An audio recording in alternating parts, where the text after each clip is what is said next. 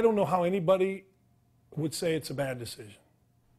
Like for me, it's by far the best decision I ever made, or my father ever made for me. Will we all be the superstars? You know, are we setting children up for failure? It's an emotionally charged decision with parents, teachers, and sports fans all weighing in. The term redshirting is usually used to describe a college athlete who sits out a year to gain a year of eligibility when they're bigger or stronger. But nowadays it has a new meaning. In my special report, I learned it involves holding back 5-year-olds, and sports is often a main reason. I'm 7 and I had to do kindergarten twice. That's why I'm 7. There you go. Fisher's Jordan Huxford is a redshirt.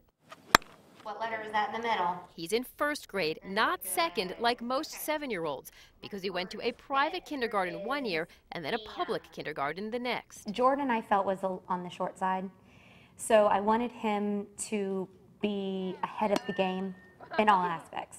Jordan's parents, Rachel and JT, say those aspects include academics, maturity, and athletics. Jordan plays baseball and golf. I played sports growing up, and it definitely would have helped me. It's not necessarily the best thing right at this moment, because right now he is figuring out that he's older and that he's a little different than everybody else. However, in the future, it's going to be really great for him. It's the biggest conversation right now.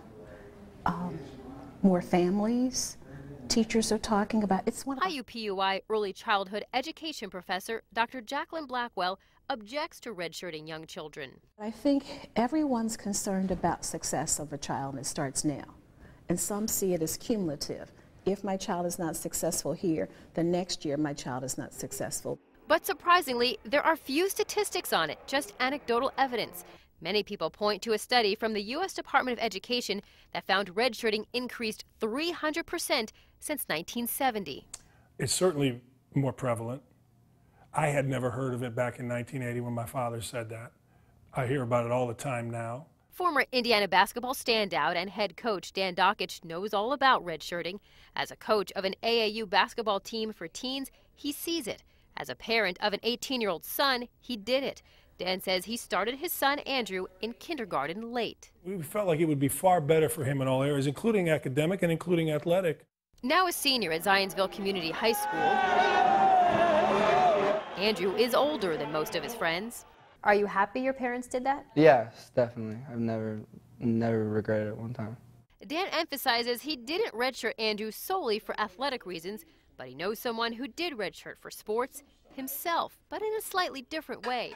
Dan didn't go to school for 1 year between his junior and senior years of high school, so he could return a better and older basketball player. It was a difference for me, maybe not playing in college and playing at Indiana universities. At the Indiana High School Athletic Association, Commissioner Bobby Cox told me they don't keep stats to see if the senior class is getting older, but they do have a rule that once a child enters high school, he has 4 consecutive years of eligibility, meaning redshirting, like Dan did, would be impossible, but also meaning redshirting as a kindergartner is a way to preempt the rule.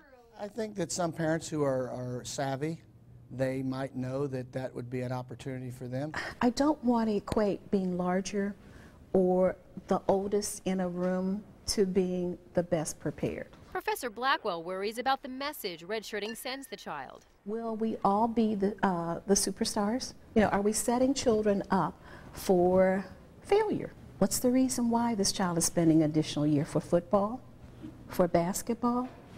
That wouldn't make sense. People can say what they want. Well, you don't know what they're going to be. I knew at 5 years, I can remember to this day crying because I wasn't 7 and couldn't play Little League Baseball when I was 5. So I knew that Andrew was going to be sport-oriented. A good baseball player.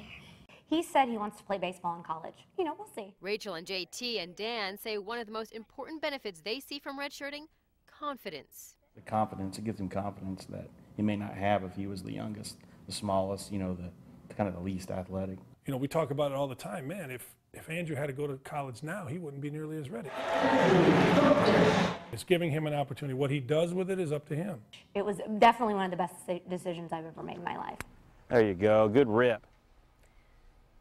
Now, redshirting is far more common for boys. In fact, Dan Dockich did not redshirt his daughter, and the Huxfords do not plan to redshirt their 4-year-old daughter. And an interesting fact that I learned while doing this story is that even the IHSAA commissioner repeated a year of school, not really for athletic reasons, but he said the delay did pay off. He got an athletic scholarship because he was bigger and older. Wow.